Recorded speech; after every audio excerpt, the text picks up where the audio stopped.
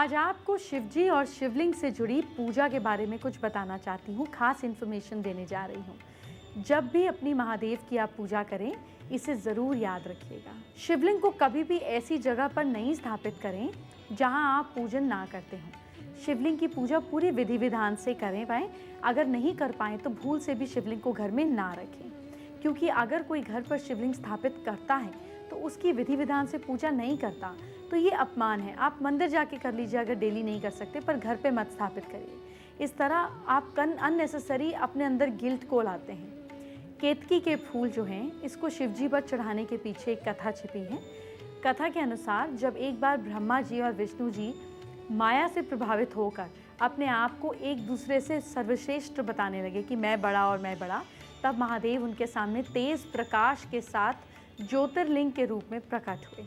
ज्योतिर्लिंग के रूप में भगवान शिव ने ब्रह्मा और विष्णु से कहा कि आप दोनों, जो भी मेरे इस रूप की छोर को, मतलब एंड को पहले पा जाएगा, वो सर्वशक्तिमान होगा। भगवान विष्णु ने शिव ज्योतिर्लिंग के ऊपर की छोर को गए और ब्रह्मा जी नीचे की छोर को गए। काफ़ी दूर चलते चलते भी जब दोनों थक गए तो भगवान विष्णु ने शिव के सामने अपनी पराजय स्वीकार कर ली, पर ब्रह्मा जी ने अपनी हार को छुपाने के लिए एक योजना बनाई।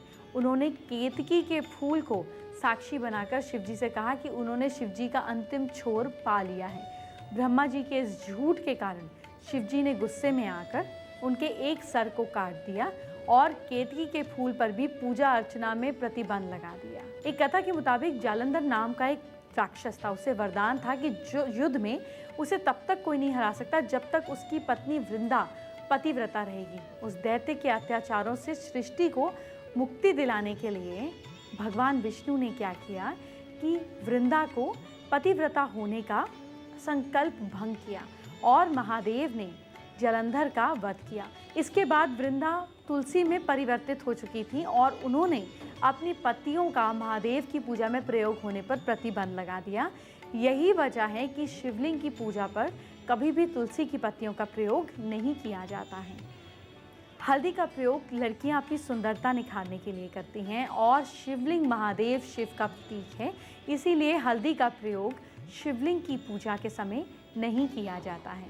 कुमकुम का प्रयोग एक हिंदू महिला अपने पति की लंबी उम्र के लिए करती है, जबकि भगवान शिव विनाशक की भूमिका निभाते हैं, इसीलिए वो सब चीज़ों का संहार करते हैं। शिवजी की पूजा में कभी भी कुमकुम का प्रयोग नहीं करना चाहिए। शिवलिंग का स्थान बदलते समय उसके चरणों का स्पर्श करें और एक बर्तन में गंगा जल का पानी भरकर उसमें शिवलिंग को रखें, और अगर शिवलिंग पत्थर का बना हुआ है तो उसमें गंगा जल से अभिषेक करें। शिवलिंग की पूजा करते समय हमेशा ध्यान रखें कि उन पर गर्म दूध ना चढ़ाएं। शिव को चढ़ाने वाला दूध ठंडा और सादा होना चाहिए। शिवलिंग को पूजा घर में स्थापित करने से पूर्व ध्यान रखें कि शिवलिंग में मेटल का बना एक नाग लिपटा हुआ हो। ये सांप सोना, चांदी या तांबे से बना होना चाहिए। अगर आपने शिवलिंग को घर पर रखा है तो ध्यान रखें कि शिवलिंग पर हमेशा पानी की धार के नीचे रखें और वो नेगेटिव एनर्जी को खींचेगा। शिवलिंग के समीप हमेशा गौरी और गणेश की मूर्ति होनी चाहिए। शिवलिंग कभी भी अकेले नहीं होने चाहिए।